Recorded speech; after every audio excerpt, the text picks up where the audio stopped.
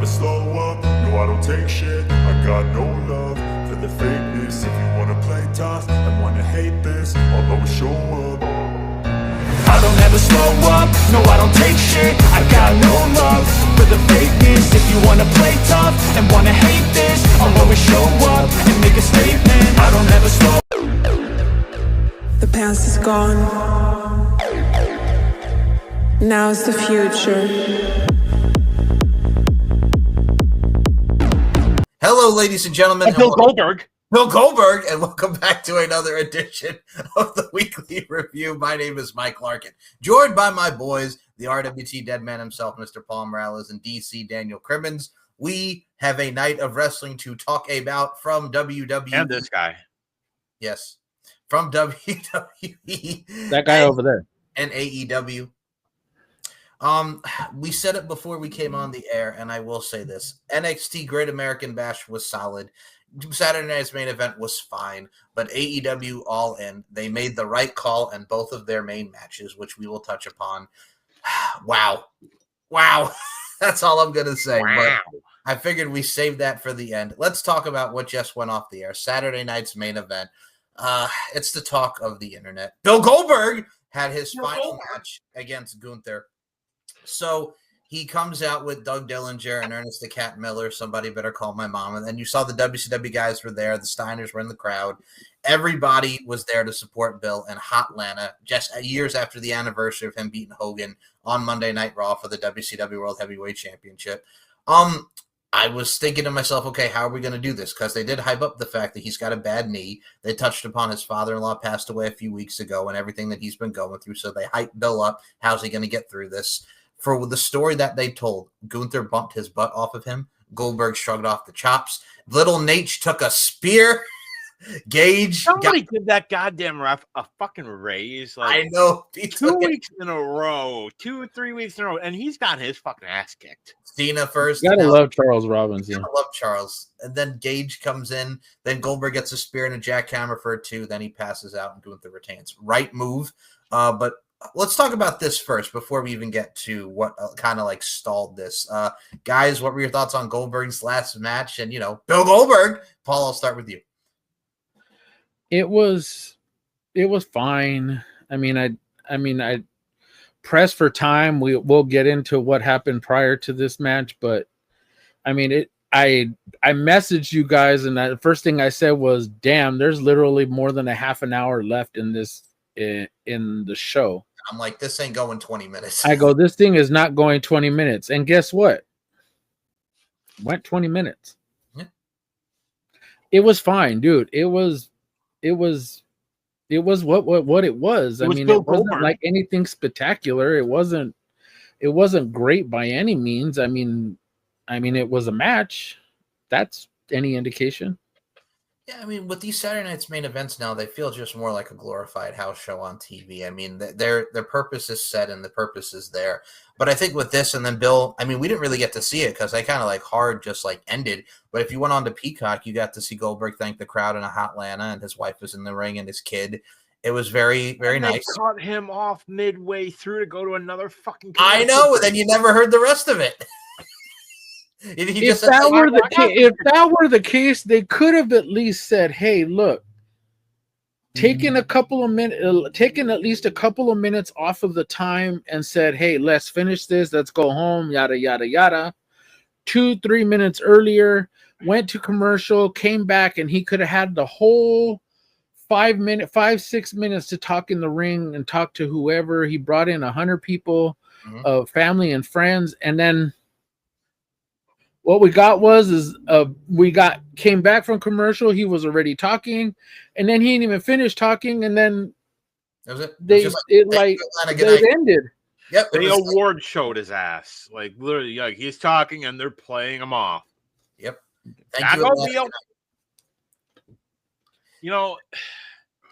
I can understand where this, old school TV shit. I would understand that. Fine, whatever. It's fucking Peacock. They do this shit with the PLEs all the time, where it'll end, and then you'll go to, you'll say on Peacock, or you'll go to YouTube, and you'll get whatever.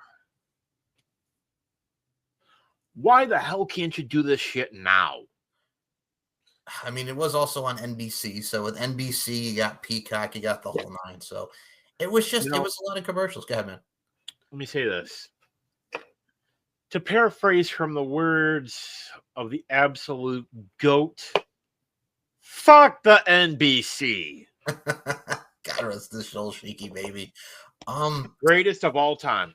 Absolutely. And I think to add to that, like Paul mentioned, the before this is kind of why we got what we got. So we had LA Knight beat Seth Rollins. I was enjoying I was enjoying the match. And then he does the springboard senton, then he goes for the moonsault, hits it, that misses and lands on his feet, and he tweaks his knee, and then he's just sitting in the corner, and you're like, oh man. And then the doctor comes over, and then you see Seth get on his feet and pretty much mouth like, let's go to the finish. I can finish. Takes the BFT 1, 2, 3. LA Knight verbally shouts out shit because they knew, because Braun Breaker and Bronson Reed were probably going to get involved, and they had a lot more time to go, a few more minutes after that. But yeah, they ended it quickly. LA Knight got the win. Speedy recovery to Seth Rollins. I hope everything's okay in his end. This was just reported by our good buddy Sean Ross Sapp over at Fightful.com. Oh boy. Initially about an hour ago, he had posted on Twitter because I'm asking about Seth Rollins and whether it's a legit or worked injury. Hope he's okay. Yeah. And then about a half hour ago, he posts, the immediate reaction backstage is that Seth Rollins' injury is real. And if this is legitimate, which, man, if he wasn't, that would have been the best swerve they could have put. And he could have had him cash in during that. Yeah. Now, if I'm not mistaken, I'm like 90% certain that this is the knee that he hurt years ago in that tables match with Kane at that house show. Yeah, that was the one from 2015. Yep. Which, if I'm not mistaken, is his right knee. The right knee. Yep. So and that was the one he had the torn meniscus early last year. Yeah. Where he was nursing it after WrestleMania and said he just took some time off to just let it heal, but never had surgery. So now here we are. And if this is legit, what do we do with the Money in the Bank contract? Do we just continue to hold, depending upon how long he will be out? We have no idea. We're just kind of speculating this as to it, the severity of it. So we'll continue to keep working with everybody, Sean and everybody else on social media, and wait for WWE to say something. Now, but just to ask, what do we do with the Money in the Bank if he's out for any lengthy period of time? Because we literally just had the PLE last month for Money in the Bank. So I got this. Where do we go? Hit me, Dan. I'll tell you where you go. Okay. So here's what you do. We'll probably know within a couple days how. When I say we, I mean WWE, not us. We won't know for a little bit longer. But what they'll do, they'll know what the prognosis is. Like, he's probably seeing doctors now. Imagine they'll probably, fly him to Birmingham or whatever and go from there. Now, let's say hypothetically Rollins is going to be out, a year minimum. Could he come back earlier? Yeah, why not? Possibly. But let's say hypothetically he's going to be out a year. That would put him at SummerSlam 26 at best. Mm-hmm. So here's what you do. Let's say we know Monday night that he's going to be out for a year. You have you have Triple H. For a fact, you have Triple H do it. You have Triple H, in the ring with the Money in the Bank briefcase. And it's not Rollins one, it's the event one. I think it was what? The green one. It's the green one. You have him holding the green one. And you have him say, and you can have him talk about his own injuries, just the this and that. And then you have him say, unfortunately, in this line of work, injuries do happen, but business must continue. Seth Rollins is unfortunately out of action for a year minimum. So with Money in the Bank, there must be somebody holding the case. So at SummerSlam, I am announcing a new Money in the Bank ladder match. Whoever wins it will finish out the year as Money in the Bank. So if you really want to do something here, and we all as fans love long-term storylines. You have Braun Breaker win that briefcase at SummerSlam. And then eventually you have Braun Breaker cash in and win. In fact, maybe you have him do it at WrestleMania. And then what you do at, let's say, Rollins, as a freak of nature, which we all fucking know, that dude's not human. Let's say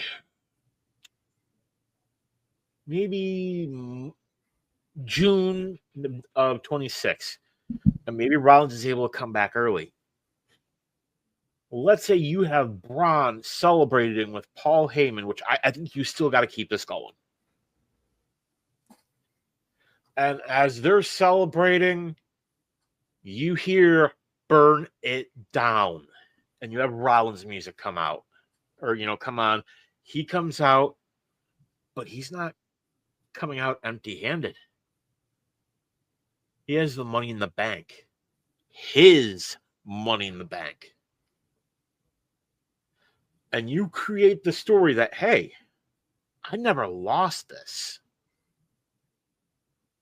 This is mine. And becomes a whole thing. He can get it back, whatever, however they want to go about that, do it. And then you can even work into the storyline. Well, who is Paul Heyman going to be loyal to? I like he has that a history. Literally, if you think everybody that Paul Heyman has managed in WWE, he turned on them. Yes, he did. And then you could have maybe, because honestly, I think Seth is a much better heel than he is a face. You have Paul screw over Braun. And the reason I say it's got to be Braun Breaker, that dude is next. He is the next big thing. No pun intended. Braun, you want somebody that you can put your company's future on their shoulders and just say, run with it. It's Braun Breaker. For the women's division, Paul, you and I both know it was Rhea Bloody Ripley. This would make sense. I think it adds a lot of layers to the characters and the blow up of what we're seeing with Paul Heyman's group, much like Dan said. And I mean, like we mentioned, speedy recovery. We don't know the length of time that he's going to be out, but I think with what we did, and you could tell shit because LA Knight's also pissed not only at the situation, but there goes the feud of where they were going to probably lead into towards SummerSlam and really more even towards Survivor Series. But I think the right call was made to go to the finish straight away and LA Knight get the dub. But speaking of getting the dub, I do also have to mention we did see another return tonight as Solo Sikoa would retain his United States Championship against Jimmy Uso by cheating with the help of Tala Tonga. We saw the Tongans beat up Jimmy Uso afterwards. And then Jacob Fatu, Yadadamin, came back and absolutely mollywopped everybody. So we're getting Jimmy and Jacob together against this new MFT group of Solo and the Tongans. What did you get? What makes that interesting, there are reports that when Tama Tonga comes back, he's going to be coming back as a face. Hey. Because when he was with Solo's Bloodline, Paul, was he not getting face reactions? Oh, yeah. Oh, yeah. So what I think we're going to do... That was getting over. And...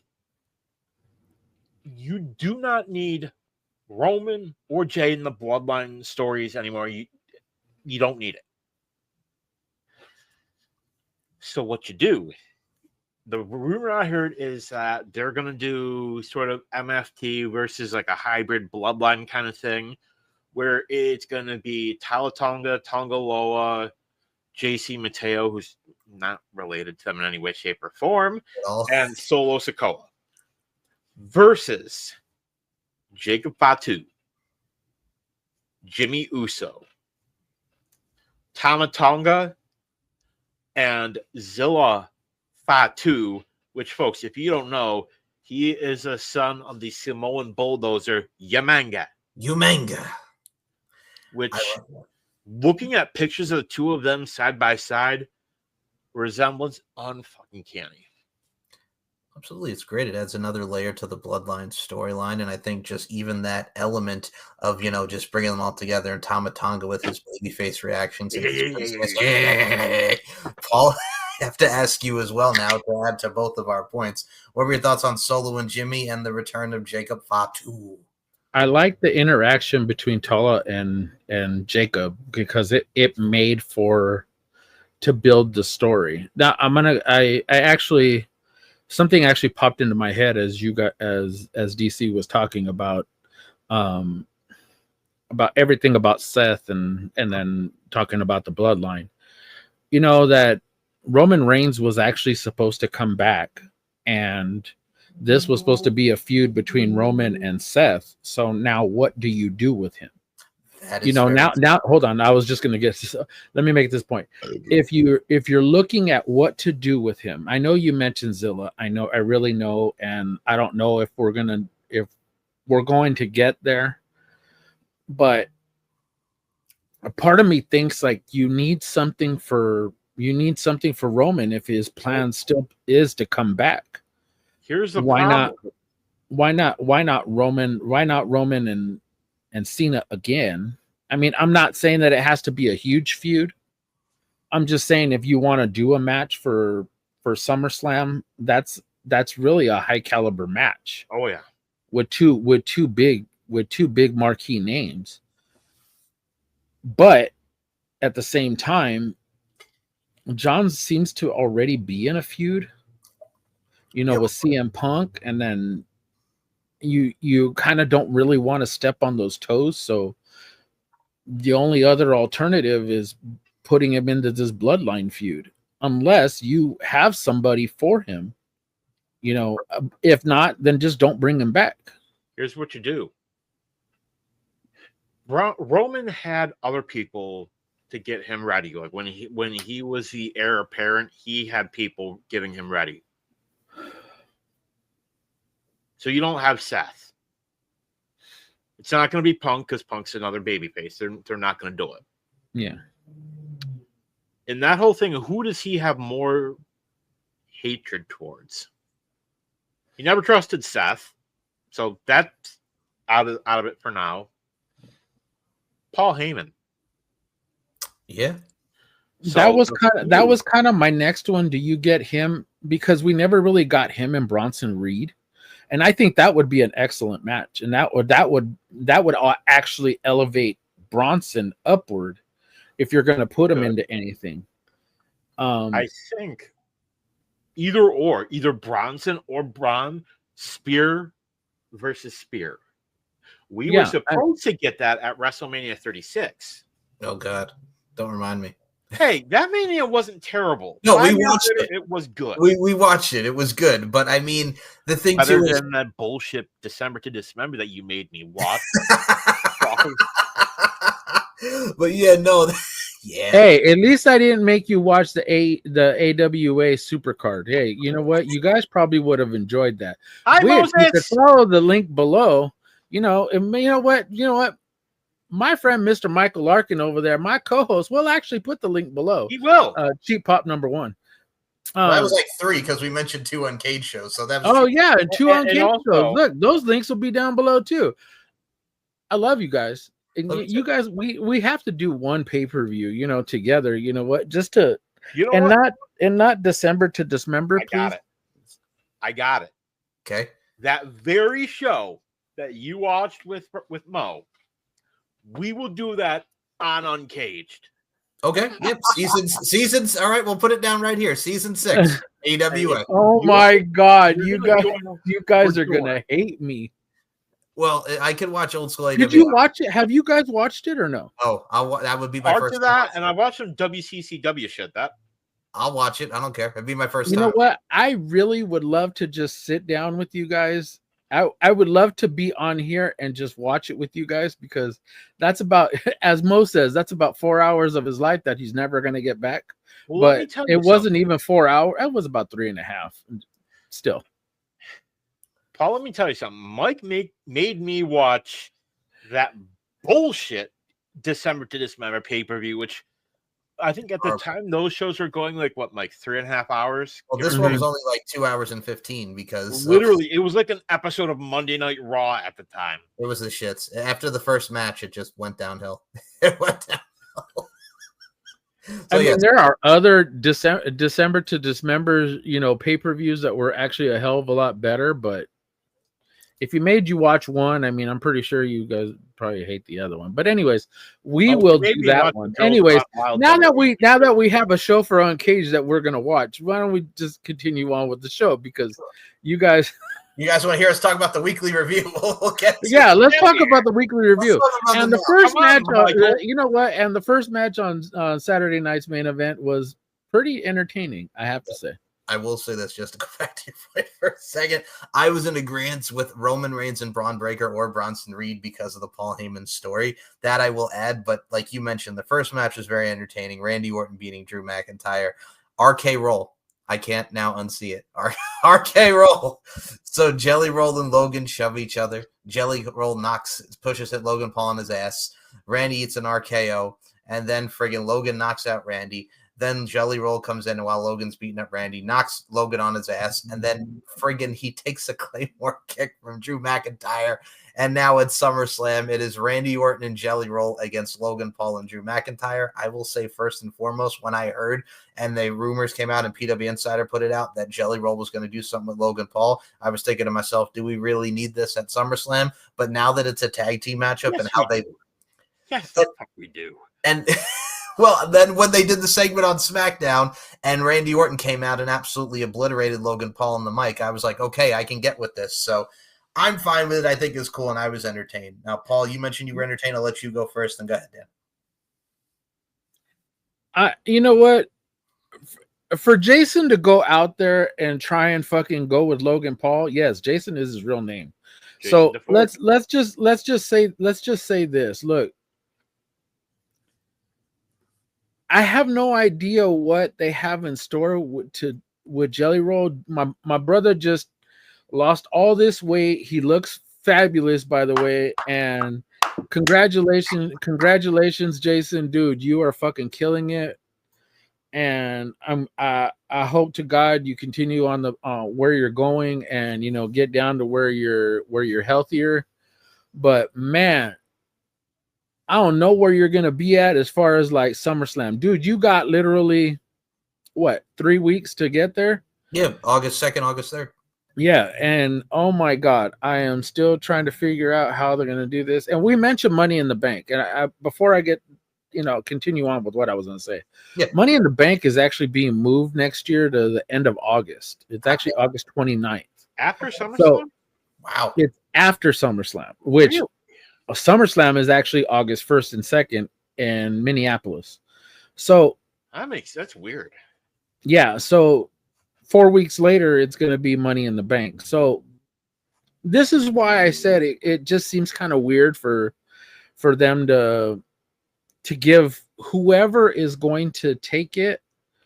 I would say whoever gets it, they give them a year time between whenever they win it. Say they do it at SummerSlam. Say they do it night 2 at SummerSlam, which is August 3rd. We're just kind of speculating because we have no idea what's going to happen on Monday or between now and Monday, because whenever Michael decides to put this out, we're just kind of speculating as to what we're going to do. But if we do end up seeing a Money in the Bank, at SummerSlam, it would be interesting. It would be interesting to say the least, because we can get a little more from it, and whoever wins it, if it's somebody still under, I don't know. If it's still somebody under Paul Heyman, whether it's Bronson or Braun Breaker, it would be very, very interesting. And say his name and he appears. I believe in Joe Hendry. Somebody we'll talk about later on. He's in the outside. But I mean, as far as like this match, dude, this tag team match is that Randy Orton is gonna take the blunt of the freaking of the match. So I'm here for it. It's entertaining, and it's that's all we need really, is an entertaining match, and I'm here for it. Your thoughts? I got some shit to say. Go ahead. I fucking love it. Okay. Part of me that loves corny shit. The kid in me, because let's face it, Jelly Roll has even said, Jelly Roll, Jason, whatever you want to call him, he is living all of our dreams. You see his wife? Man, he living all of our dreams. Bonnie XO, hello. At one time, she's a beautiful person, man. All of us. She's just a lovely person. Even as beautiful as she is, she's just a lovely person altogether. But all of us at one time had that dream where we're like, thinking what it would be like to be in the ring. And he's doing that. There was a story, and this is why I fucking love the dude. He was, I think it was in Tennessee, or no, it was Kentucky. Went to this small mom and pop chicken place, went live, I think it was Instagram, and said, hey, I'm at such and such restaurant. If you're in the area, roll up. Around 400 plus people showed up. He bought meals for all of them. And they said it totaled over $10,000. So if he wants to get in the ring, hell yeah, do it. But we need to let him get the finish. And his finisher either needs to be the F5, because I want to see that. Or, hear me out. Okay. Do the worm, but it's the jelly worm. Whoa. Oh my goodness. To quote Damian Sandow, you're welcome. You're welcome. I'm gonna say this. Everybody talks about the celebrities in wrestling, but this is fine with me. Jelly Roll's a lifelong fan. We saw him choke slam Austin Theory and Grayson Waller. I'm for this. I think it's going to be a fun, entertaining tag. But yeah, that was Saturday. Remember Snooki? Oh God, with her, she only had 2 moves. She did the fucking springboard elbow in the corner, and then a fucking splash. She did legit 2 moves. That was it, and got the finish. But yeah, no. Saturday night's main event, solid. It was fine for what it was. That also can equate to, we had the Great American Bash on at 3 as well as All In. We'll do the Great American Bash first. I know you didn't. What? Go ahead. I see your face. What do you want to say? I'll watch it later. Okay. This whole counter-programming AEW shit, it's fucking stupid. I mean, they've done it before with Starrcade and WrestleMania and then the Survivor Series and all that stuff. It happens. Stupid. I get it. I mean, one is on Peacock and one you have to pay $50 for. Giggity. So, I mean, giggity. But this show, it was solid. It was okay.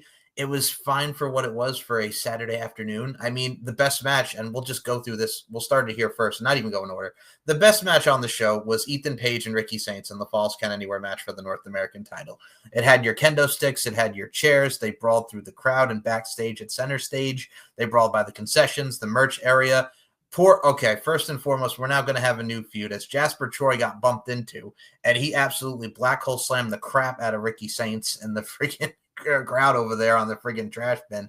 So Jasper Troy earlier lost to Javon Evans, and he was mollywopping him until he got rolled up. So he was pissed. And there's your new feud now with Jasper Troy and Ricky Saints. But then the finish comes. They're fighting by the stage, and then Ethan Page hits the Ego's Edge to Ricky Saints through 2 tables off the stage. 1, 2, 3. Ethan Page retains. He tells Ricky Saints we're done. So we now have a new feud with Ricky Saints and Javon and Jasper Troy, excuse me. Maybe we can have Javon and Ethan run it back. But guys, this match was great. It told the story that it needed to tell. and it moves for Ricky Saints to go into a new feud, hell, still even be the chase for that title. So, Dan, I'll start with you on this one. Switch it up. Ethan Page, Ricky Saints, your thoughts? I got a bigger idea. Hit me. Here's what you do. Okay. You have Ethan pull double duty here in Monday Night Raw. Okay. You need somebody besides Paul Heyman that can talk. Braun really, he's a gonna kick your ass kind of type. He doesn't need to talk. Bronson, not used to it, but I think he can get there. But you have Ethan Page pull double duty from Raw and NXT.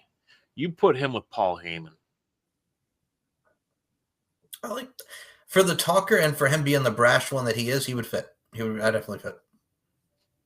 Something different. I think you have to look at it from if anybody's going to be brought up from NXT, it would have to be Ricky Saints. I mean, and I had nothing against Ethan Page, but Ricky Saints would be my first choice to actually come up to the main roster.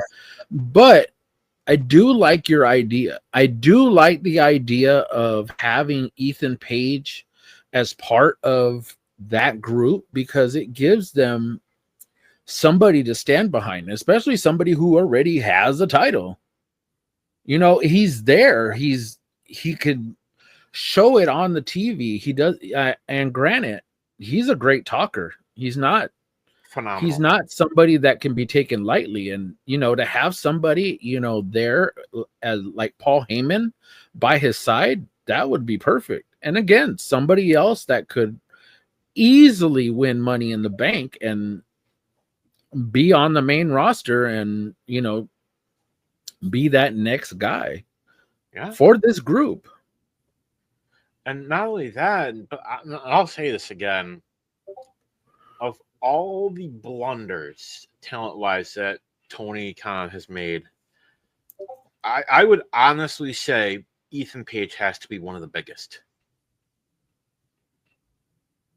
Yeah, because you had him do the stuff with Dan Lambert, and he could have done a lot more, but he was just stuck in limbo there. He did the stuff with Scorpio Sky, who we now have a trios team of Skyflight as Scorpio Sky, and that's cool, I guess. And Top Flight with Christopher Daniels. All right. But yeah, no, he kind of just was there. That's which is a lot of representation of the talent over there. But if you do that, that's fine. Bringing up Ricky even after this loss. Guys, like I said, I love this match. I love y'all's ideas. And Paul, I'll ask you too, Part of your thoughts on the match. And do you like that we're going to possibly go towards Jasper Troy and Ricky Starks next? Ricky Saints, excuse me. I don't mind it. You dude. Everybody, you know what? The funny thing is like you look at this NXT card or roster. I mean, of the guys that are there, man, they're killing it. Mm-hmm. I know we were talking earlier in the year about how few there talented guys that were there. You know, how it was just stacked on the women's side, and literally we've gone to an equal playing field at this point. But I mean, yeah, there still are a lot more talented women on the roster than there are guys, but still you're bringing in new faces who have been in the background. I mean, we're eventually going to get this family drama, you know, between everybody from the Dawn family is just going to go at each other. But you branch them off. You got 3 legitimate good guys that are there, you know, and to me, it just seems like the roster right now for NXT it's on fire. Yeah. And for Saints to be there right now, I mean, it's good. I go back to he could be on the main roster as easily as Monday or next Friday. We won't know until after SummerSlam when the draft happens. You know, I think you got him. There's a lot of people with NXT who I think are ready. You know, I think Tony D'Angelo is ready. You know, I think Trick has been ready. But realistically, who knows? Maybe you even see people from TNA get drafted. Yeah, I like that idea, and I like But, that focal point. you know, I think I think Ethan Page is phenomenal. You know, he's got that untangible it factor. Yeah, and he's got the tightest tits in the game, so that's also a plus to his characteristics. And he has Danhausen as a friend, so you know that he does. Yes. I will say this, guys, with this card, like I said, everybody worked hard, but it just kind of felt there. We did have Javon Evans get the win over Jasper Troy, and a very Oh, I'm sorry, Mike. I'm sorry. I'll pay you. I'll pay you. He had Javon Evans. We're not there yet. We're not there yet. All right. Oh, we're always there. We had Javon Evans beat Jasper Troy. That was a good match. I have to admit, that was a really good, entertaining match. Yes, they told beginning to end, it was very entertaining, and I had to go watch it back a second time because I thought I may have missed something, but man, it was a really, really good match, entertaining as hell. Shout out to Javon Evans, man, dude, you are a fucking killer out there. Dude, he honestly, he reminds me a little bit of X-Pac back in the day, but not as much of kind of like a prick. But like this kid, like athleticism. Yeah, shout out to Sean Waltman. Shout out, Sean. Fucking love Waltman. Like now he's a good dude. Javon Evans, like that dude is gonna fucking be something. Like when you think, 5, 6, however many years from now in WrestleMania, I could see him on the main event card. Well, I think it's funny too because he's another one like, you know what? It's funny, and I have to put this out there. So him being involved in WrestleMania, I concur with you. Same with even like we mentioned Jasper Troy. I think it's funny that he's being more focused from the LFG season 1, and Tyra May still had that one NXT match with Ariana Grace, and she's already down and involved. I know, she's now in Evolve, which I'm like, okay, it makes sense. Like she's on Evolve now. But man, I think you have such a bright future for both of these gentlemen, and I love me some Sol Ruca, but y'all. Listen, Izzy Dame, it served the purpose of Tatum getting involved, getting speared, and then Sol wins because they're setting up Sol and Zarya for the Women's North American title. Did this kind of feel like it was just there? Because the match wasn't bad. It just felt like, another title defense. Like dialed in. Dude, they did freaking Zarya wrong on Friday, man. I mean, her and Raquel could have had a good moment. Yeah. Unfortunately, we didn't get it, and my God, you missed on that one, dude. Sorry, Paul, but you missed on the opportunity to get Zarya over against Raquel and just allow her to just, those two are almost about the same height. That's the weird part, is that they're almost about the same height, and they could have just, as they used it on freaking on Friday. He said your word, Michael. He said mollywop. Mollywopped.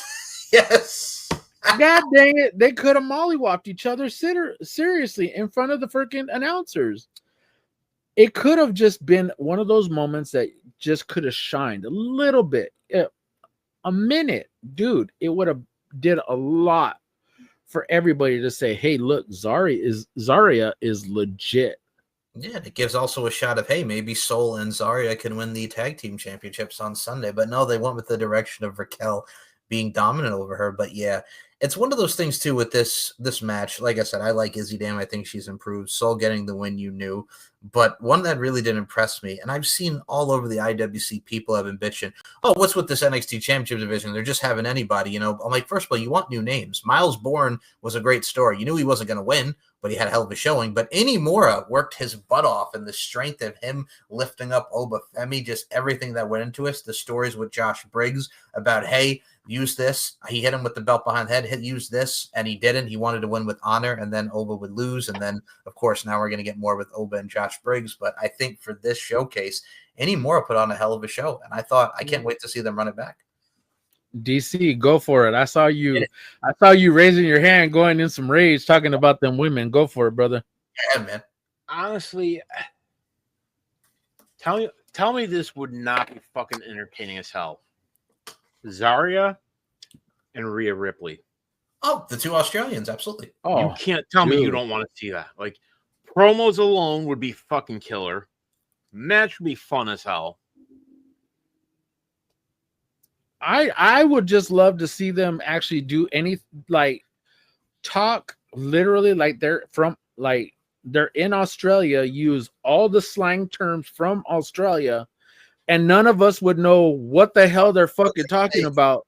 But we would just be sitting there entertained. We would be sitting there on our phones like this. Google, what the hell is this? And have to translate everything for us because we would not know what the hell half of the shit unless they mention Vegemite. Yep. Then we wouldn't actually know what the hell that crappy ass spread is. Australians, if there are any of your countrymen watching our fine program, which if they're not, they should be. But why? Explain. I don't get it either. I am not a fan. Leave us a comment, and we want to know. We want to know right now. Right here, right now, Jesus Jones. I mean, I look at it like this, y'all. Anymore song. Right. Hold on. Let's get to this world title match. Anymore. Go ahead. Let's get to this NXT title match. Get it. I love Homeboy's hair.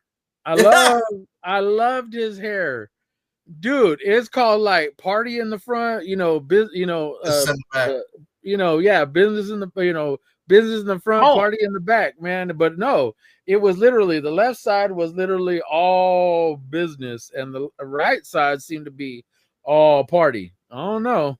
Like he went split straight down his head and said, okay, we're gonna have hair on this side and nothing on this side.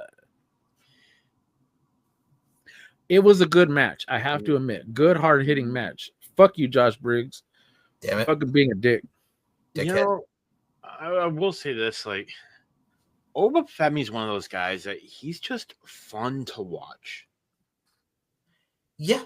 Like, that dude, like, and it's so cool to see from where he started to where he is now. Like, this is a dude who is comfortable in his skin. He's comfortable with his character. Like, he knows he's got something. And I'll tell you, he's one of those guys that, like, you don't want them to bring him up too soon. Like, you want a good big man, like what Braun Strowman could have been. Mm-hmm. Oba Femi is your guy. Like, when we think of some of the greatest call-ups from NXT, Oba's going to be on that list. There is something special about him. Yeah, there's so many possible dream matches on the main roster, but I think he, much like Braun Breaker was, they kept him a little bit more seasoning in NXT, where he is now. Like, I look forward to see whoever topples him. So I think the story's there, but God damn it, man. Yeah, we love us the ruler that is Oba Femi. Now I gotta ask you. I don't know what you would do with him if you brought him up to the main roster, because it's so stacked right now. It's so stacked right now, and the only place, and literally the only place I can see him going is SmackDown. If they did anything with him, if they were to do anything with him, because SmackDown would be a spot for like him and Jacob Fatu would be a fucking excellent match. Yeah, versus Tala, I mean, would be a freaking awesome match, because we're talking about two huge fucking guys. And if you send them over to Raw, I mean, you got him and Bronson. Him and Braun would be freaking X3. Two excellent matches right there. Him and Gunther would be an excellent match. I just don't know if he has a place on that roster, but at some point in time, they have to make new stars that are facing him on NXT, because right now I just don't see anybody.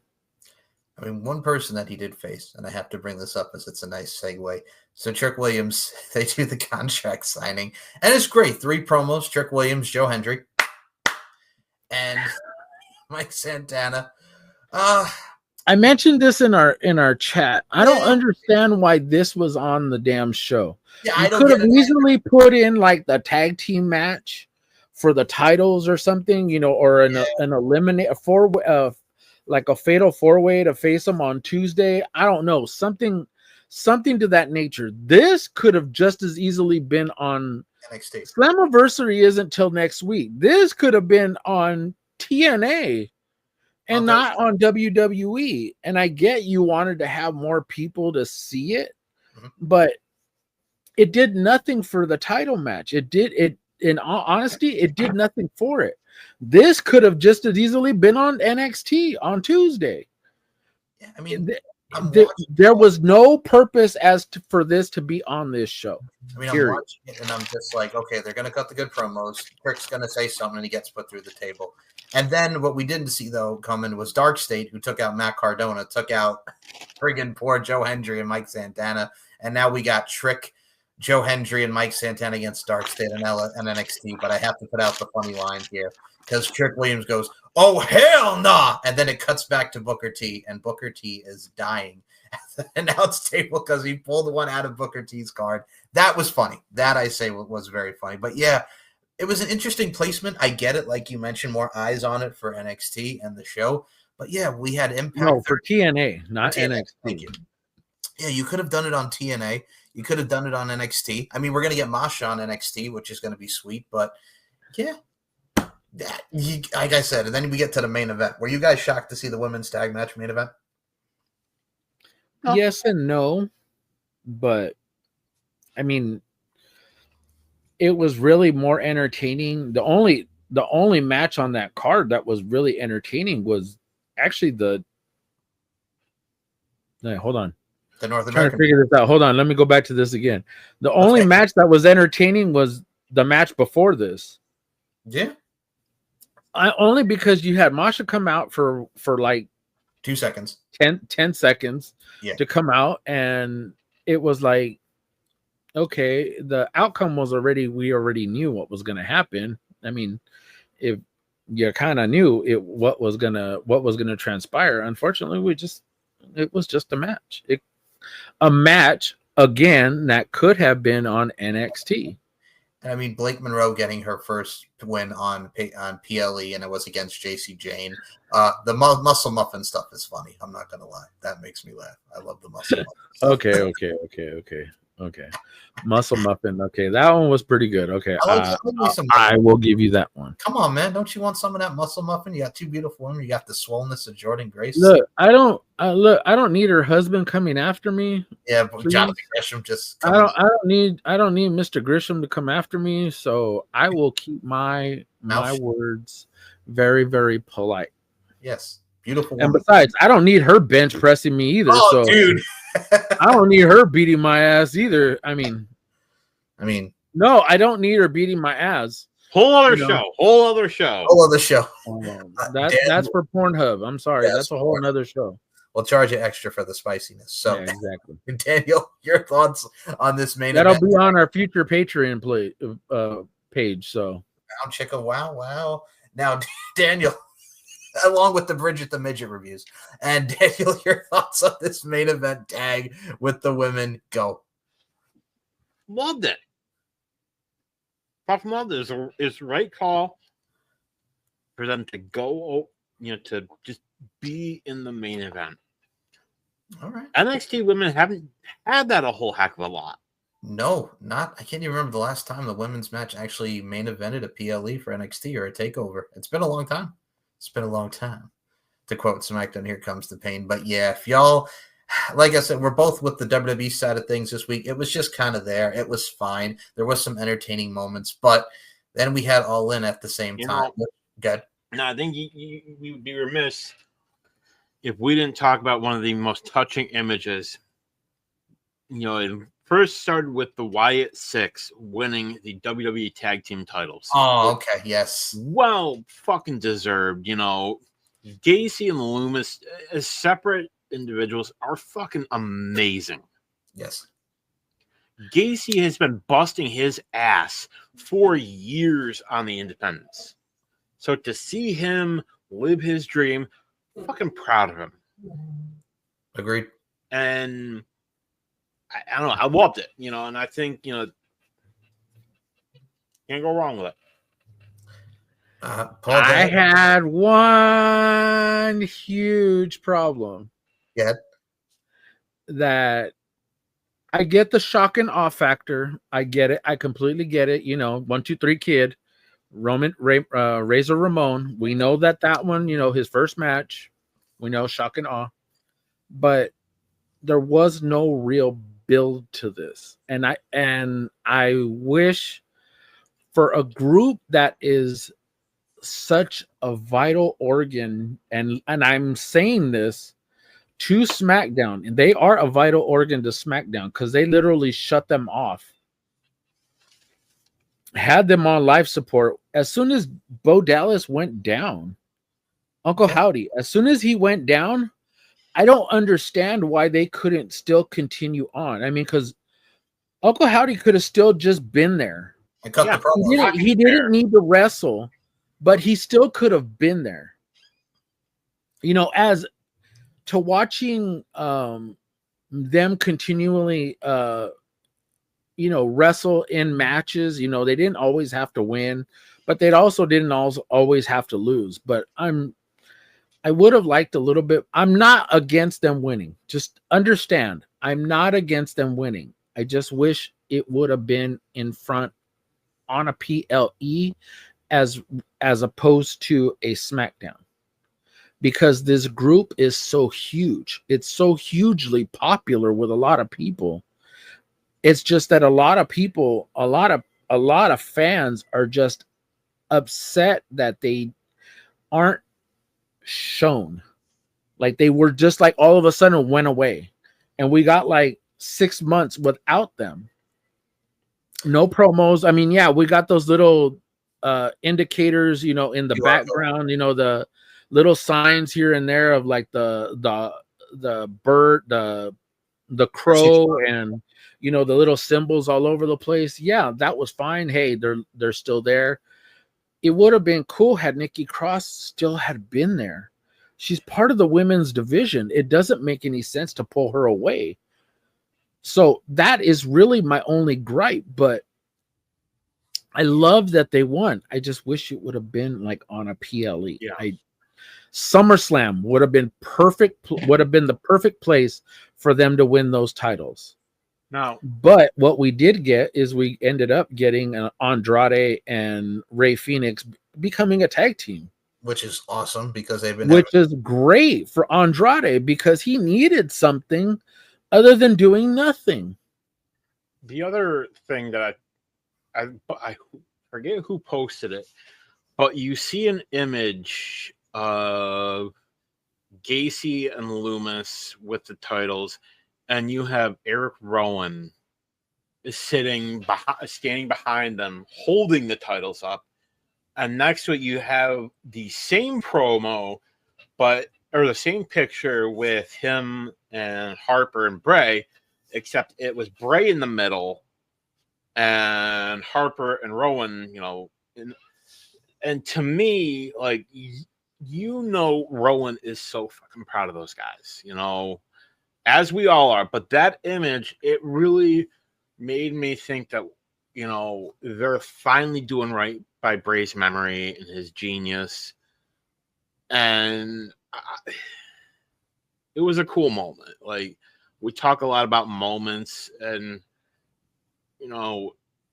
it got me when I think about Bray still. Like, dude was younger than me. Way younger than me. Mm-hmm. But still. Just by a year or two.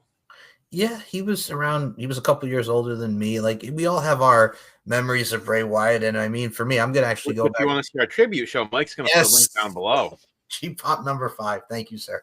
Now, I actually have to add, because you guys make a great point with, I remember Bray Wyatt's first actual titles in the WWE was the tag titles, him and Randy Orton beating Heath Slater and Rhino.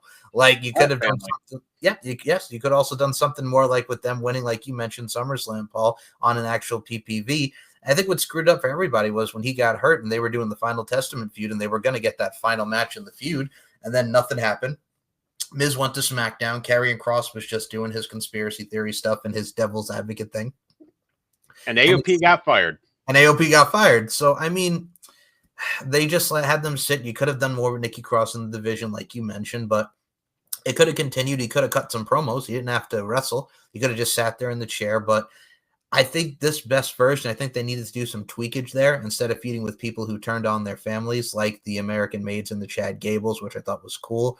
Yeah. But I mean, this new thing of just them beating ass and taking names and the tag teams being afraid of them and adding Andrade and Phoenix to the mix gives you fresh matchups. It gives you more teams to go after them. It gives you a lot of tag team turmoil, so to speak. So I think that perspective actually adds a lot to the story of what they're doing with the Wyatts as a tag champs. And I think that's something that they need to do on Raw. Either that or they need to elevate, the teams that are already there. You got the Creed brothers who aren't really doing anything. They're just in the back, on all these little segments backstage. They're not out there actually they're not actually out there, showing what they can do. We know what they can do. We saw them in NXT. Uh-huh. It just, you have all these guys that are on the roster on Raw to where you could have just and easily built a new team. And, once he's back, I really could see Chad Gable and El Grande Americano team up. That would be a good one too. The only thing is that what takes away from that is that now you just literally put the Creed brothers out of what they are. Yeah. Although I would like to see a feud between Grande Americano and Mr. Chad Gable, who's not Ludwig Kaiser. Who's not Ludwig Kaiser. That is not a German wrestler pretending to have a Hispanic accent. No, it's not. Honestly, nobody's seen Omos lately. Oh man, I would love to see Omos come back and do something with that business. And again, another guy that can just as easily be in a tag team.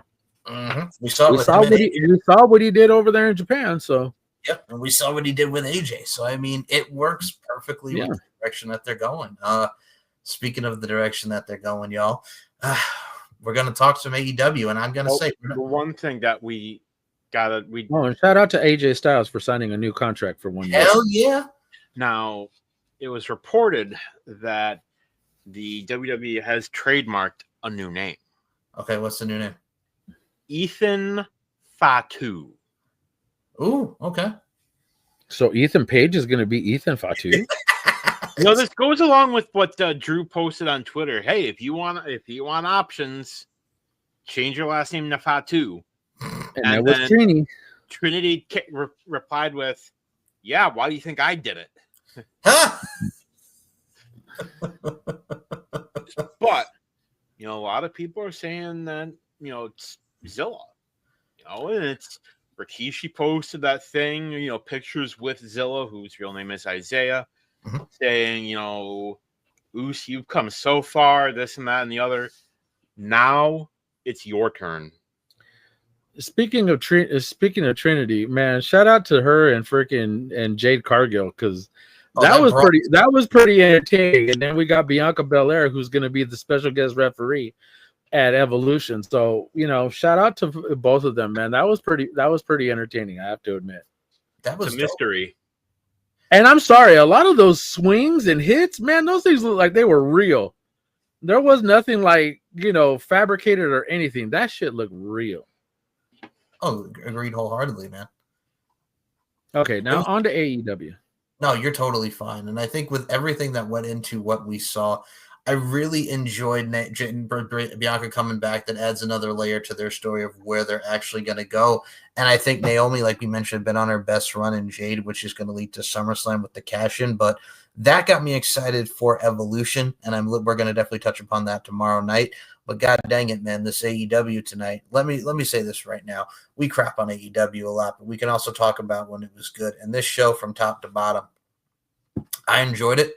I thought this was one of the better shows. They made the right calls.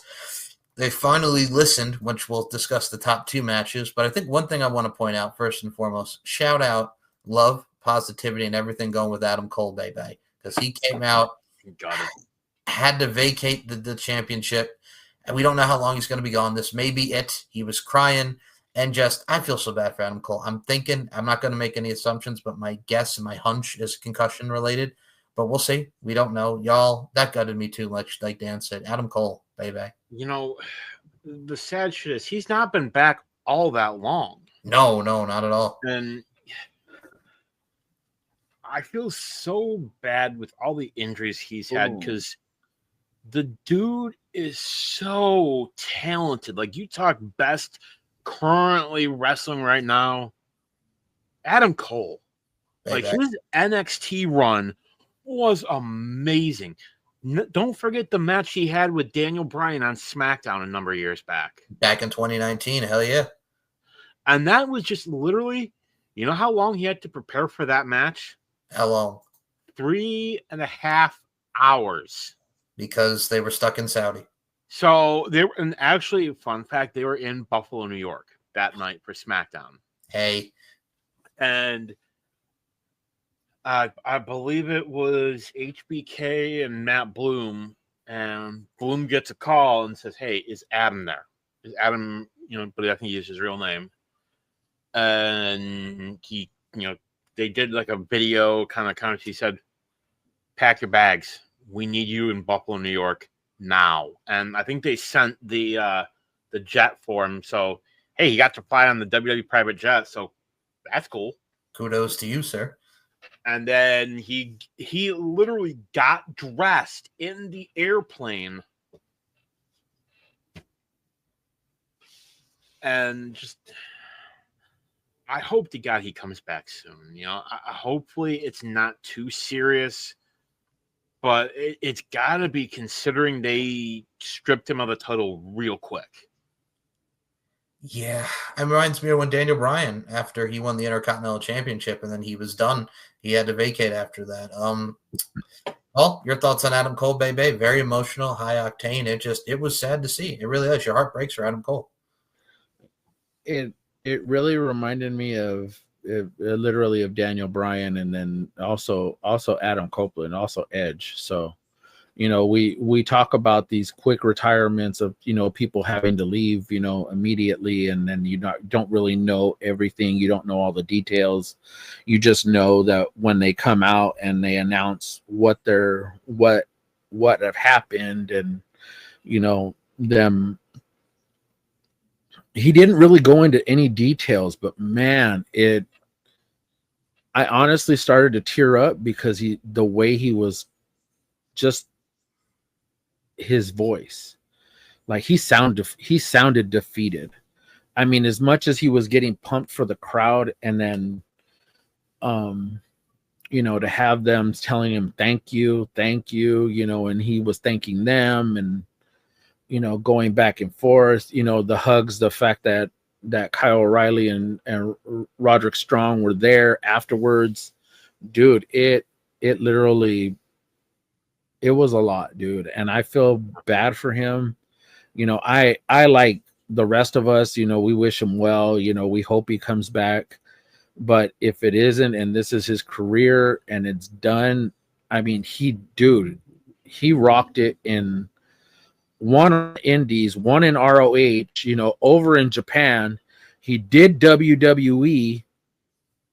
He did AEW, and oh my God, he killed it everywhere he went. Adam Cole, baby, is fucking amazing. He is probably one of the best fucking wrestlers, pure wrestlers of our generation, literally. To go off what you said, Paul, Adam Cole is the first and so far only 3-time Ring of Honor World Heavyweight Champion. Only person who have ever done it. To my knowledge, only a few people have held the Ring of Honor title more than once. Punk did it. Samoa Joe did it. Joe did it.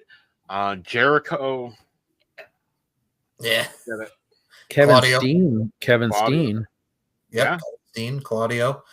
Some Jay El Generico guy. Yes. I mean, So a couple people have done it, but not many. But Yeah. no one had ever done it 3 times, which, as a fun fact, you know who took his third one from him? who was that? Kyle O'Reilly. Kyle Okay. O'Reilly. Yeah. The only one, which honestly, if you can find that match somewhere, it was so much fun. Yeah, I mean, that's Even my him thing. and Roddy was a good match too. Yeah, he's had so many great matches. Like I said, my favorite run of his career was the Undisputed Era because they ran wild on NXT. And I mean, 5 years ago, the match just approached the anniversary of them and Imperium from When Worlds Collide. It was so much fun. But yeah, it broke me. It made me cry. It made me upset, much like you guys. It was heartbreaking. It was tragic. Do me a favor. I sent you one on Twitter. It was Tommaso Ciampa talking about, him, and it's a face-to-face with him and Adam Cole.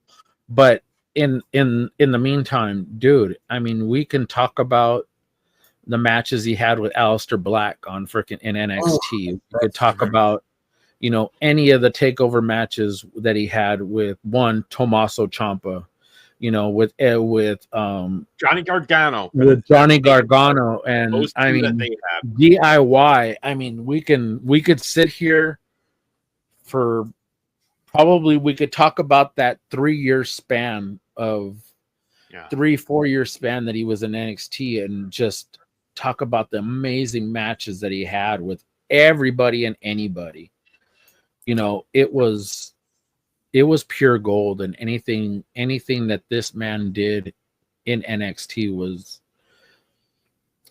was high caliber, amazing. I mean, you couldn't ask anybody to go out there and do a better fucking job than Adam Cole did. Hell yeah, man. This is from the early stages of NXT when they were on USA. Ciampa would write, "Thank you for bringing this to my attention, Paul. One of the best guys I've ever shared a ring with, and far more importantly, the best human I've ever shared a locker room with. Sending all my love and best wishes." Yeah, his colleagues, everybody, the outpouring of love for Adam Cole right now is just absolutely wonderful to see. And dare I say, if this one was wonderful to see. So Tony Khan would then announce, since that title was vacant, we're going to have ourselves a fatal 4-way match, as it was Daniel Garcia, Dustin Rhodes, Kyle Fletcher, and Sammy Guevara. And Dustin Rhodes in Texas won the TNT championship, the same belt his brother holds. Go ahead. I know you want to say it. Go ahead. He didn't just win the TNT title. Dustin Rhodes finished the story. There it is.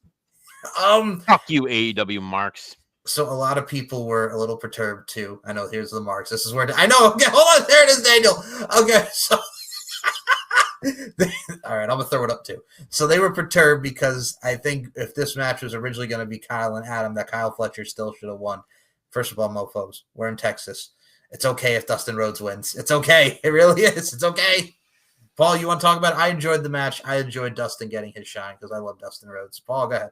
I am going to go back to something that one Bully Ray had mentioned all the way back in, I believe it was either May. It was either April or May. That was May. I believe it was May. So one of the things that he had said was it should have been, I understand Hangman Adam Page, I really, really do. But if the one person that should have been the person to take that title off of Jon Moxley, that it should have been Dustin Rhodes, because you're in Texas. Can you imagine that pop as soon as that match ended? Now he still got a pop. He still got the same pop, he did at the end of winning the TNT title. But can you imagine that happening had he been the number one contender for the World Heavyweight Championship in AEW? That pop would have just set everybody off and sent everybody home happy. And he could have just did the exact same thing with his nephews and the Von Erichs, putting him on his shoulders, everybody crying, him having that moment.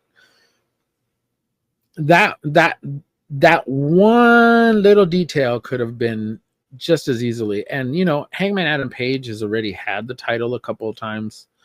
This would have been Dustin finishing his story, getting his world title. But that's just me. Maybe you guys too. Maybe you guys watching too. Probably would have been something that we all would have been loved to have had seen.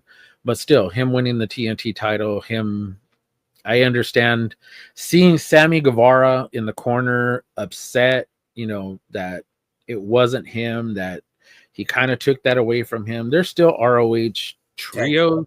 Trios, tag team? tag team champs, both, I think. Yeah. Well, no. Or six man. Dustin- No, no, they're the tag champs. Dustin, they're and tag team champions in Yeah, ROH. and Dustin has the trios with the nephews. At least I still think I didn't see Supercard of Honor. I did not, unfortunately, either. But yeah, I know they're Heard still good things. heard good things. Yes, but I heard a lot of good things. So Brody Lee Jr. Let's talk about that briefly because, God damn it, I was so happy to see Brody Lee and his little smiling face walking down that ramp, just getting in there with the Dark Order. Join the Dark Order. Him all grown shout up, out man. to our girl Victoria Henson, kicking out at 2. She actually took a couple picks. One of them just happened to be with Amanda Hubert and Brody Lee. Shout out to her. Shout out to our friends at Kicking Out at 2. Link will be below because, of course, we're our friends. We got y'all, man. Every time we actually do a show, I put Paul's appearance in y'all YouTube channel on here, so I got y'all. But yeah, no, y'all, it was a great week for wrestling in that perspective, and to see that youngin' now just keep growing up to doing what he is doing, that little Brody Jr., man, my goodness gracious. Now, I got to put this into fruition as well because another great call I have to put up since you mentioned Supercard of Honor and she did retain against Thunder Rosa. Athena pins Mina Shirakawa and wins the Women's Casino Gauntlet match, gets a future Women's World Championship match. Another fellow Texan won. Right call. Definitely the right call. And I had mentioned this in our comments that it'll be interesting as to how we continue on with this. Is this going to happen at All Out, or do we kind of progress it all the way to maybe towards the end of the year or towards whatever pay-per-view is, coming up or after that, or, when does Athena get to cash in her contract? Man. That's just me. I mean, I thought it was a by far a better match than the men's. At least in my view, I thought it was a better match than the men's. Well, there was only 2 surprises in this one. I mean, we knew Alex Windsor was coming because we know she signed with AEW. Sayuri from Stardom, which was nice to see. I thought she did fine, but everybody her and Mina having that little moment in the ring, that was beautiful. I loved it. That was cool. But yeah, no, I agree with you. I thought every one of these women worked hard. My original pick was Megan Bayne because I thought they would go back to this Toni Storm story because she came so close. But hey, man, Athena, I was fine with it. I think it's cool. And Tony and Athena is going to have a nice night of it. Daniel, your thoughts on Athena winning the Women's Casino Gauntlet?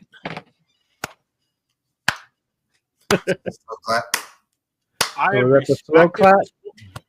loved her shit in NXT. Yep. Vince clearly didn't know what the fuck he had with her. We could sit here and say what Vince didn't know what to do with half of the a majority of the damn roster the last, I don't know, 5 years of his damn existence in WWE, but I digress. Honestly, by the time you got done with that list, we'd all be skeletal remains. Well, I mean, with Athena, like, to go on to Dan's point, like, they originally, before she got fired, like, they wanted her to make her coach in the NXT and the PC, and she's like, no, I'm here to wrestle. And they were stopping and starting her push because, again, Vince was down there. But I think if she was there now, it would be completely different. But I think with what we're seeing here and having her more with AEW time, it's better because she's been stuck in Ring of Honor land, and it's nice to see her involved in the mix here. I like the fact that she's the forever champion. I like that she has that moniker for her, but at the same time, nobody watches Honor Club. That's the problem. Nobody is going to subscribe to Honor Club to watch it. It would be different if you have the ROH World Heavyweight or World Title on Dynamite and on Collision, and you have the tag team titles on Dynamite and Collision. How often are you defending the women's ROH title on the shows? Very far and few and in between. It isn't that she's not shown, it's just that she's not presented as much as a lot of people would like her to be. And I get it, you're trying to keep them 2 separate entities, but you're doing more for the men than you are for the women, because we don't even see the ROH television title on the show either. So it doesn't. We just see Nick Wayne. I mean to cut you off, but yeah, we just see Nick Wayne holding it. He's not really defending it as much. Yeah, and that's it too. So again, back to you're not doing enough with it.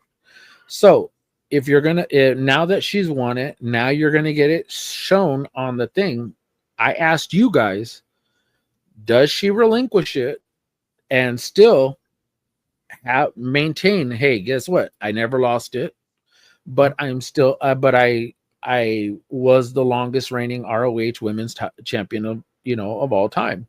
I think she'll do it. Or do you eventually make her a double champion, which I would like to see that happen, but at the same time, she's not Mercedes. She's not the Mercedes type. So I just think relinquish the title. If you're gonna win the women's championship next day or whenever the next Dynamite is, relinquish the ROH women's title. I just think it makes it better. I equate it to with what Paige did when she was the anti-diva and she got it called up to the main roster and she relinquished the NXT Women's Championship and then they did the tournament and then she beat AJ Lee on friggin' the night after WrestleMania. Like, I think they should do that. Like, she never loses it. She relinquished it, much like Asuka did when she went to the main roster. She relinquished the NXT title and then went to Raw. So, I mean, I think I agree with you on that. And then she goes to that title. It's like cashing an option C, but like they did in TNA when they would get the briefcases and whatnot. So, I mean, I agree with you. I think they're going to relinquish it. And then she goes and says, hey, I was the longest champion. Then she goes for that title. What say you, Daniel Crimmins? Give her the women's title. Yeah, I'm at that point. And I mean, her and Toni Storm are going to have a great interaction, and we'll get to that match in a second. But you mentioned the men's side. I called it. MJF won by pinning Roderick Strong in the men's casino. Now, this one, the only surprise that we had in this casino gauntlet was the return of a clean-shaven Juice Robinson. That was about it. Oh, man, I am sorry. Dude, you should have kept at least some of the beard. It didn't need to be all completely freaking shaved off. Oh, my God, that was just bad. Yeah, but I think it was the right call to have MJF win and everything with the Hurt Syndicate. They got the casino gauntlet. They got the tag titles, which they retained tonight as well. I think it works perfectly with the Hurt Syndicate and everything that they're doing there. Right call on the winner there, Paul, MJF? Yes. I think it makes – I think after they took off – I think after we get to the main event, it makes a lot more sense. Mm-hmm. At least to me it is. And I think this is and I think them winning the casino gauntlet is literally like their Money in the Bank, right? If I'm not mistaken. It's like their Money in the Bank, yeah. It's not like where they have the case and then they can just cash in wherever. That's more like the Money in the Bank. What is it? The chip? Yeah, it's like their Money in the Bank, and this is just like here. We're gonna do it here, like a Royal Rumble kind of thing. Yeah, like a Royal Rumble kind of thing. That makes sense. Okay. So, Dan, your thoughts? MJF? Yeah, you're okay with it? Yeah. That's really all you can say. And I mean, I don't hate it, but I mean, my thing is you now have, and we'll get to the main event, but MJF Hangman can have their feud back. There's so many ways that you could go with it. In the most logical sense, like we mentioned, because of the Hurt Syndicate, that's really all you can say. I didn't hate the match. I'm in agreement with you. I kind of like the women one a little bit more. This one wasn't terrible, but I mean, it was just kind of like what Ebbs, kind of like Dan did with his little thumbski there, like, eh.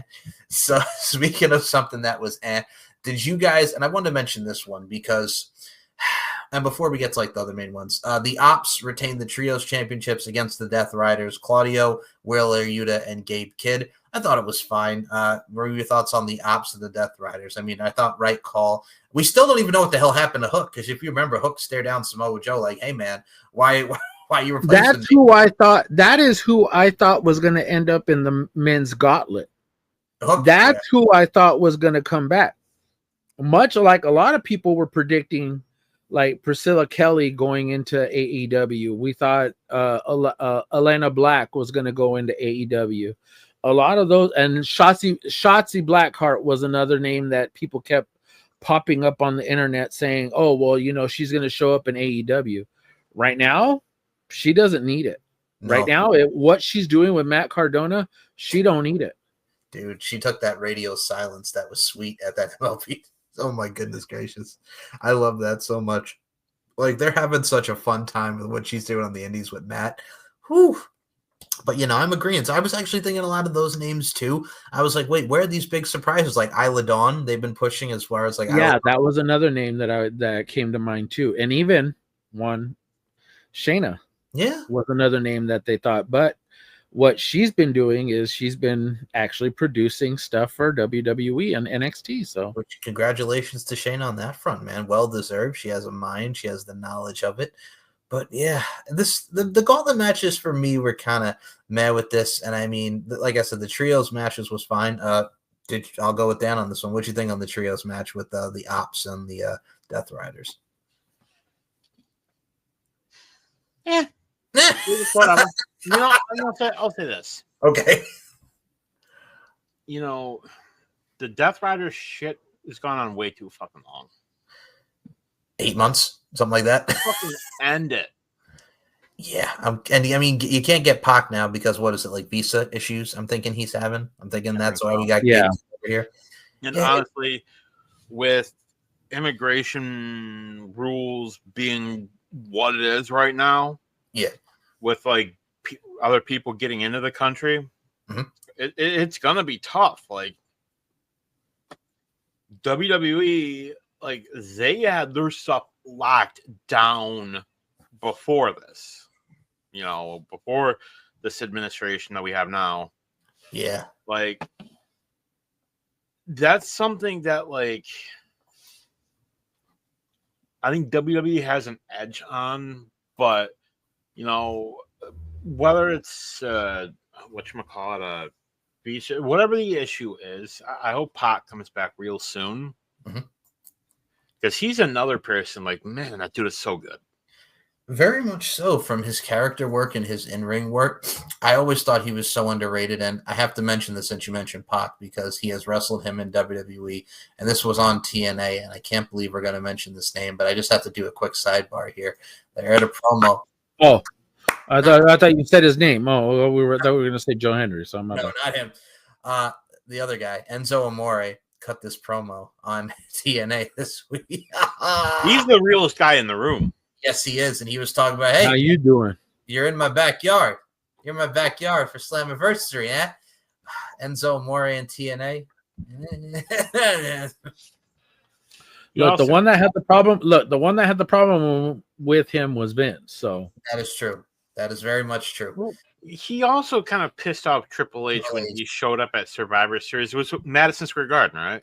Yeah, that one in New York. And he showed up at, I think it was Survivor Series. And, Homeboy was angling to get his job back. Which I think, honestly, that's all this is. He's trying to get his job back. Look, if we can let back a lot of fucking people who were, one Hulk Hogan. we Jimmy Snuka. We let Tessa back into TNA. Look, if we can let all these people get their second chances, second, third, fourth, and fifth chances, why can't Enzo get a second chance? If he's willing to just kind of say, you know what, hey, let bygones be bygones, and try and reconcile a lot of the relationships that he may have broken back then let him. No harm, no foul. Exactly. I think in today's day and age now, like we mentioned Tessa there, who's facing me, I think with Enzo, it has been, geez Louise, 9 years since he was last really in a major company. I know he did some MLW stuff and on the indies, but yeah, Homeboy, it's been 9 years. I think we can let this pass and see what comes out of this with what we got with TNA. Stop doing stupid shit. And stop making diss tracks. So with that being said, the other matches we have to mention before we get to the final three that were the real big ones. Another big one was Swerve and Will Ospreay beat the Young Bucks, and what the stipulation was they would be stripped of their executive vice president titles, which they are now, and Swerve and Will Ospreay can still get shots at the AEW titles. I thought the match was good. I thought it was fine. I thought the right team went over, and it adds more elements to the story. Paul, your thoughts on Swerve and Ospreay against the Young Bucks? I thought it was fine for what it was. I thought it was a very entertaining match. I thought beginning to end, let's not start with the whole founding fathers thing and them fucking coming out on the damn boat. That too. Like they're freaking George Washington crossing the Delaware. Oh my God. I am so sorry. You didn't need to have somebody walk up to give what's his face the damn a damn paper with a proclamation. He should have already had it in the ring. Yeah. Roberts, like I forgot what his first name. Just Roberts. Yeah, Justin Roberts. Sorry, my bad. All good. He should have already had it in his, said, I was told to read this, rather than them waiting for somebody to bring it into the ring for him to make the announcement. And as soon as they got on the boat is when he should have had already finished it. They could have already, that was like 10 minutes of time that didn't need to be done. No, it went way too long. That's why Ospreay was like, hey, time, like, what the hell? Like, seriously, we gotta wrestle. Like, we're here to wrestle. We ain't here to watch you guys do this crap. That entrance was way too long. Oh my goodness gracious. No, I mean, I'm with you. Like I said, match was fine where what it was, very entertaining, but the entrances, I mean, for the Young Bucks, I get what they're doing, but I think much like Dan mentioned with the Death Riders, just being kind of like, I'm the same way with the EVP gimmicks and Matthew and Nicholas. I think this was time for them to kind of abolish that and focus them more within the tag team rankings again. So, yeah, right outcome, and also stop taking so goddamn long. Time, motherfuckers, time. Why you punish me like a I didn't really necessarily have a problem with the EVP part. Yeah, but it was that it did nothing. It did nothing for Matt and Nick, and it did nothing for the company. It didn't. Well, it didn't finish the Tony angle. Was the big part of that? That's why it and happened. There was a lot of it was like, again, a lot of gripes that we've had with AEW are specifically the stories not having a conclusion. Mm-hmm. Tell me I'm wrong, Dan. Come on, Dan. Tell me I'm wrong. He ain't wrong. Tell me when I'm telling lies. Hey, that's my line. Oh, I'm sorry. But you didn't say it, so I'll pay you. Yeah, but you'll say I'll pay you. I'll pay you. So but it's true though. We see everything and we're just like, well, all right. So yes, to end the story, yes, it was a hell of a lot too long, much like the Death Rider shit. They've had. You could sit here and say fucking the Bloodline was a hell of a lot worse and a hell of a lot longer, but at least it had substance. And it made sense. It pivoted when it needed to. Yep. Dan, take it away. To go off what Paul said, how many stars has the Bloodline created? Jacob, Jay, Solo, Roman, Sammy. How many huge stars has the Death Riders made? Dingus. And it's not their fault. They're all amazingly talented guys. Tony, we're looking at you. We're looking at you with your inconsistencies. Yeah, I love you all. But yeah, this was right where it needed to be. Now, guys, we got to talk about these final 3 matches because these were the integral parts of this show. Oh my God, I was very happy with this outcome. I was thinking, for the love of God, if she kicks out of this top rope Storm Zero, I'm going to be so pissed because she kicked out of 3 of them. And I'm like, oh my God, she's Ultimate Mercedes. This is Ultimate Warrior and Randy Macho Man Savage at WrestleMania 8, the 7 elbows, and then Randy got killed. So Toni Storm, the right call, beats Mercedes Moné to retain the TBS championship. Thank Jesus, because she was going to lose to anyone. It would be Toni Storm for her first loss in AEW. Holy hell. Great match. Did it supersede the Bayley match from NXT TakeOver? Close, but not really, because there's 2 different stories, but I thoroughly enjoyed this match.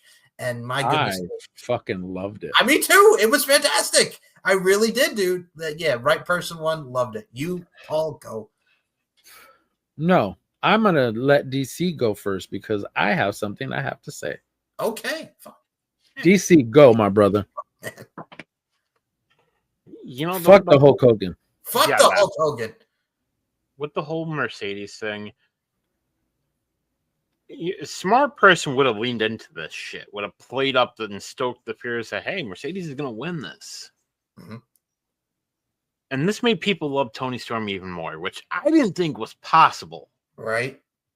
Like, I would honestly, I would watch a full Dynamite of just her in character for just 2 hours. Like, I would watch that. Me too, just because of the fact, like, where she started as, like, the Riot Squad thing with the Social Outcasts with her and Saraya and Ruby Soho, to where she is now has been the best career work of her career. Best career work by far. But why didn't that work? Because Tony. Not that Tony, the other Tony. No, why did the whole Outcast thing didn't work in WWE? Why didn't a lot of the stuff that she was doing in WWE on the main roster? Why didn't it work? The Riot Squad didn't work because of Vince McMahon. Bingo. You know what? If you're not, blonde-haired, large-chested, Vince wanted nothing to do. Vince wanted nothing to do with you. And they got opportunities like with Ronda Rousey and stuff like that and being on the first Evolution, but really nothing sufficed from the Riot Squad. I mean, the Social Outcast was fine, but then Tony goes nuts and that gives us this character. Saraya, who's no longer in AEW, was kind of just there. Obviously, Ruby Soho is, being a mom right now, but yeah, this has been Tony's best work that lived up to this match that Tony's been wanting to do for a year. Like Paul said, it was just, if you've not watched this match, go back and watch it. If there's anything on the pay-per-view to watch back, go back and watch this match because they told a good story. They worked their butts off. The subtleties, intricacies, and nuances, much like we talked about with the Bayley match from 2015. I dug it. I think we can all fully, wholeheartedly agree this was the right call. She doesn't have 7 titles. Thank God. But now let's see where we're going to go. That's the issue that I have, and I'll bring this up to you, gentlemen. Where the fuck do we go from here? Like, literally, where do we go from here? Besides Athena, we know Athena, but who else before we even get to the Athena stuff? Like, who do we have? I think you're looking at it from the perspective, like, what do you have for what is on the roster? Is right. Like, you have Mercedes needs to begin to lose titles. If this is the point, now I loved this match. I'm going to start there. I absolutely love this match. By far one of the top 2 matches that are on this card. I have nothing against Okada and Omega. Nothing. But I'm sorry, the women topped you. Uh-huh. And the reason why is because the story, and I get 4 matches previously with Okada and Omega. I get it. But what set this match apart from that match was that these two had heat throughout. From when we found out that Mercedes and Toni Storm were going to have this match, it was lit from the get-go. Was it perfect? No. Was it a great build? It was a better build than we have seen in a lot of AEW women's matches. You know that. I know that. And I loved every minute. If you didn't watch Collision, you didn't watch Dynamite this week, I beg you to go back and go watch the last 3 weeks of both shows because these two killed it. And I'm saying this because I'm not a big Mercedes fan. Y'all know I'm not a big Mercedes fan, but my God, this is probably her best work in AEW, period. And I'm going to continue on. Sorry, my rant. It told the story and it was fucking excellent. By far, 100%. One of the best matches on this card. By far. Okay, I'm done. Hit it, Dan. I don't like to admit it, but I'll say it. Yes. A great match for Mercedes. You know, it's what we've all known. She can have a great match.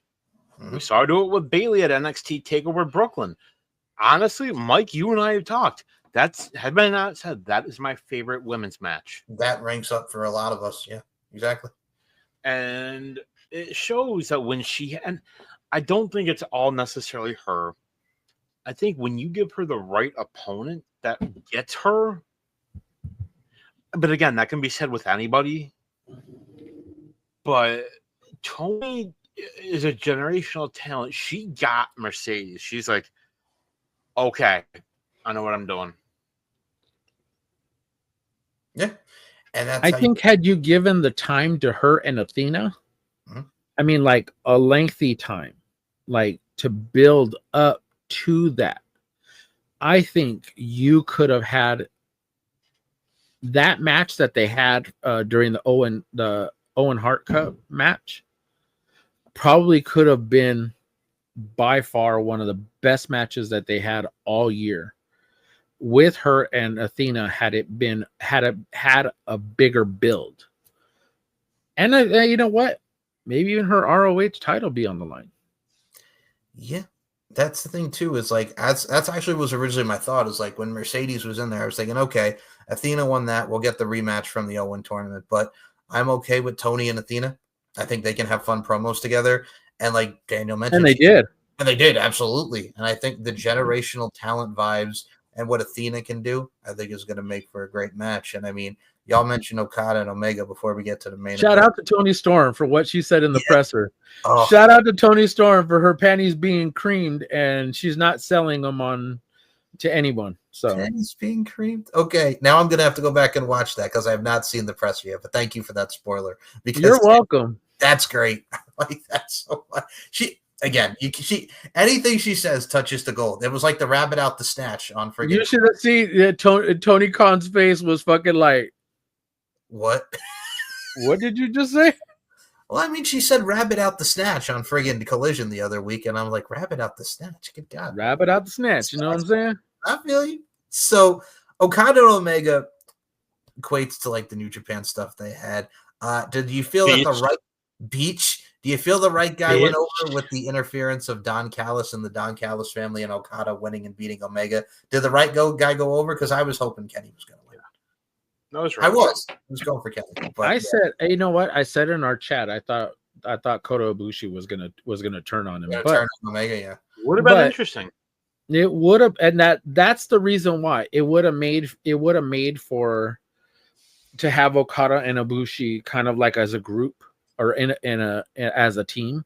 Mm-hmm. You know, you could have probably brought in a couple more guys because Ibushi could have been part of the Don Callis family. But I get it, you know, why it went the way it went, but still at the same time, I liked what we got. I loved the match. It didn't supersede what happened prior to them with Tony Storm and Mercedes Moné, but I thought it was by far one of the better matches. And for a lot of fans who were never in Japan to see them in person, this was amazing to see in person.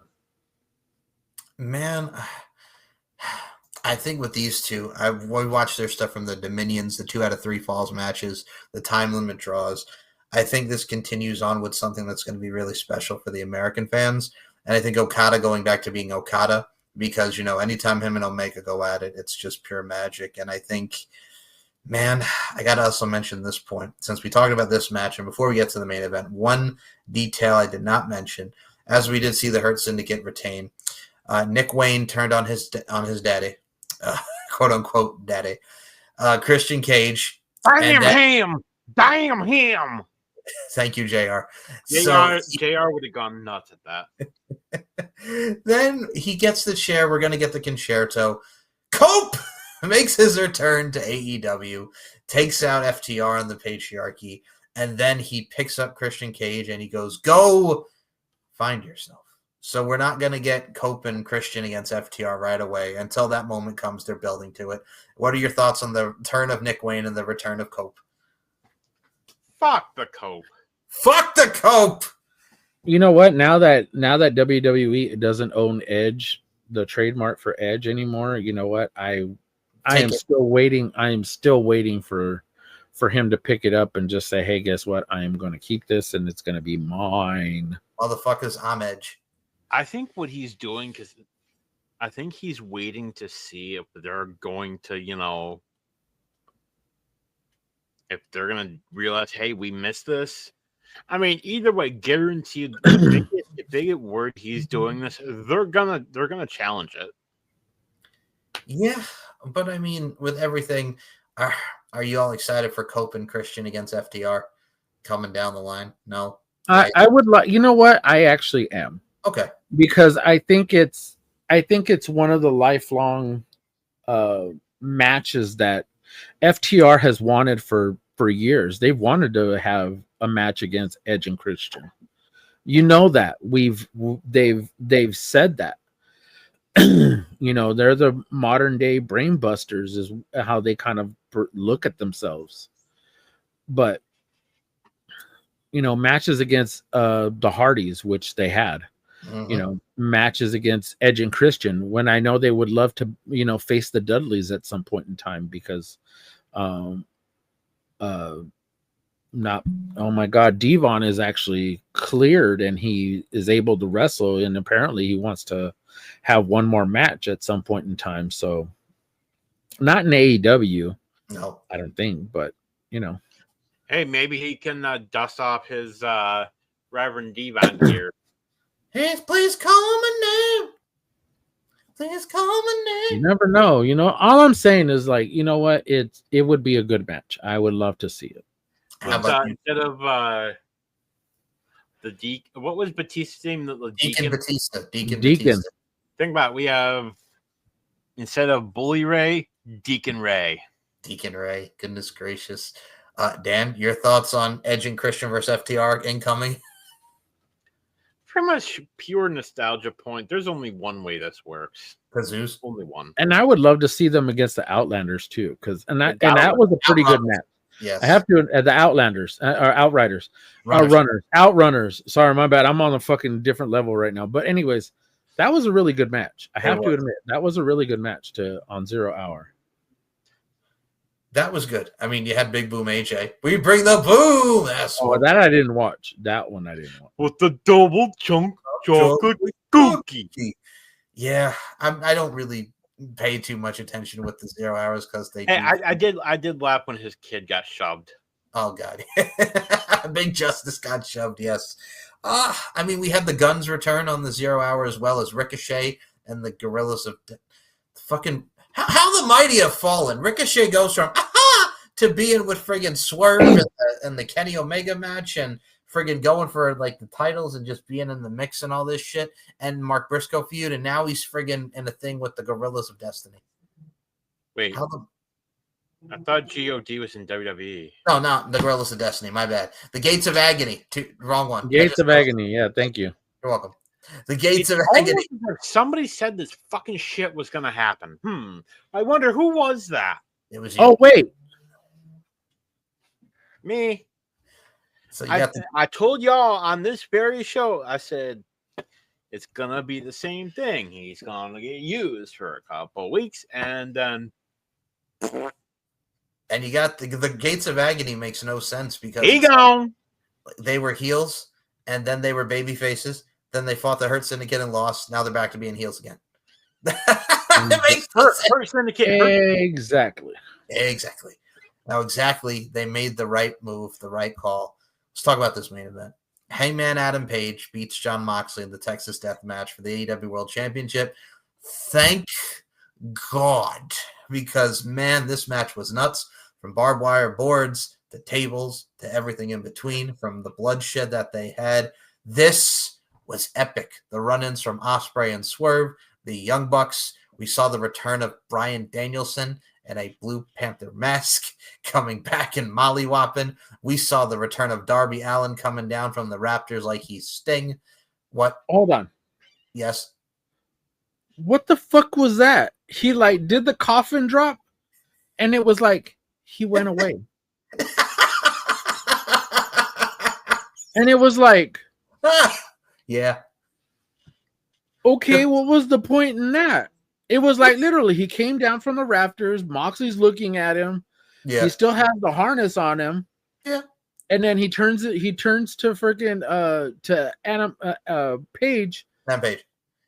He turns to Paige and then does something, then all of a sudden here comes Darby Allin actually gets out of the harness, hits him, and then all of a sudden you see him do the coffin drop, and then it's like he disappeared. That was it for Darby Allin. Coffin drop. And that was it.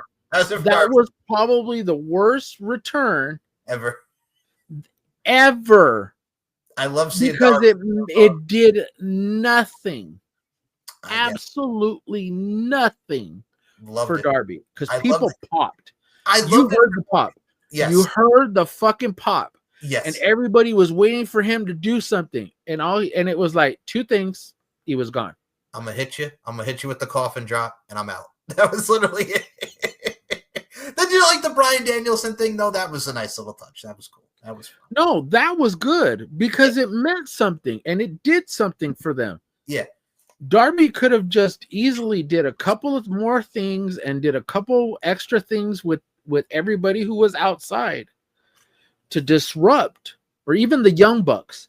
Yep. That would have been perfect too, for him to do something against the Young Bucks. But no, we didn't get nothing else. And it was like, all right, so spoil that return. And I mean, you do the buckshot lariat on the nails and then the hanging from the ropes. Yeah, with everything there, and then he taps out. It was bloody. Moxley selling that freaking choke thing. Oof. That was amazing. I don't care. I loved it. I love that he was selling it, even though he was partially sitting on the fucking on the ring. Yeah. I mean, he was still dangling his feet and still doing everything else, and then tapped against himself to call himself out. It was gold. It told the story. It helped out. And it was about damn time, because finally, again, you get rid of this bullshittery. I know. The friggin' the Cowboy wins it in Texas. I was very skeptical that they were going to keep this going, but we shall see as we go into Forbidden Door. But I got to ask you, Daniel, thoughts on this match? Hangman, finally, they're taking it off the Death Riders, and the return of Darby and Bryan Danielson and everybody getting involved. I still think it would have been the right call. I still think eventually Darby's going to turn heel. You think? Yeah. I think it was the right call to make. I think Mox needs to go away for a while. Yeah. Not because, he's not appreciated, very far from. I just think it's time for him to, kind of refresh and come back. Yeah, I think for me, looking at this pay-per-view, like I said, this was one of the better AEW pay-per-views.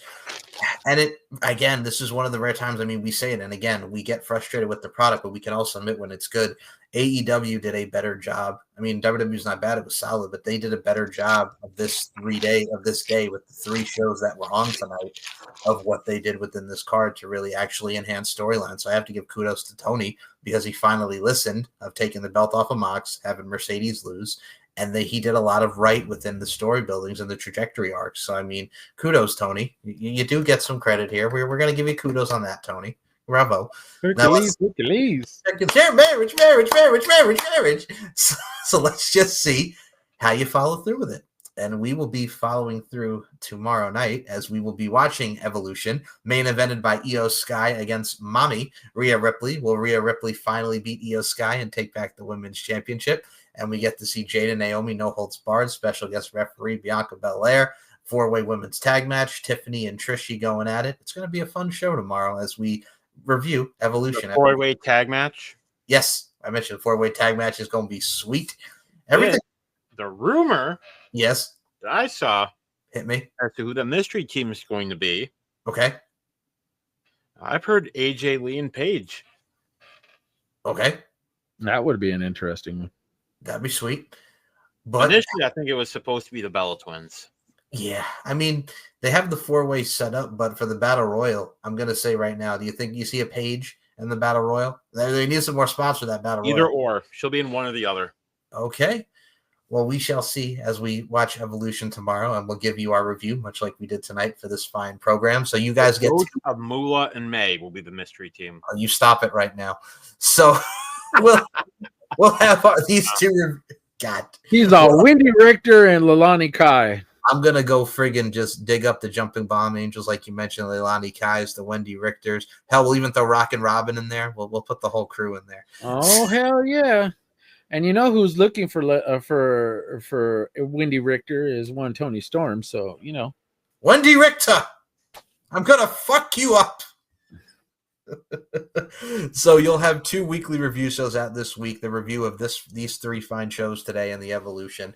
So before we close this thing out, Paul Morales, my broski, my brother, where can we follow you on the socials? The floor is yours. The name isn't there, but you can follow me at the Dead Man of RWT. You can find me on X, which you will find all my link tree in my profile, which will have all my places. August 1st, I have set a date to where I am going to pretty much do a little bit more on social media. I haven't been doing as much, but as of August 1st, I will be doing a hell of a lot more on TikTok, on using our stuff, pretty much putting it on more on TikTok, more on all these social media platforms, transitioning my threads because I'm going to begin putting our show on there as well. So look for it. I promise I will begin to do a hell of a lot more. My brother from another mother, Mr. DC Daniel Crimmins, where can we find you? Mike's going to put links down below. The pundit's got some cool stuff coming. I'm going to I recorded a rant last night. I'm going to do a show and a rant. The fuckery that is Travis Scott in WWE 2K. Oh, God.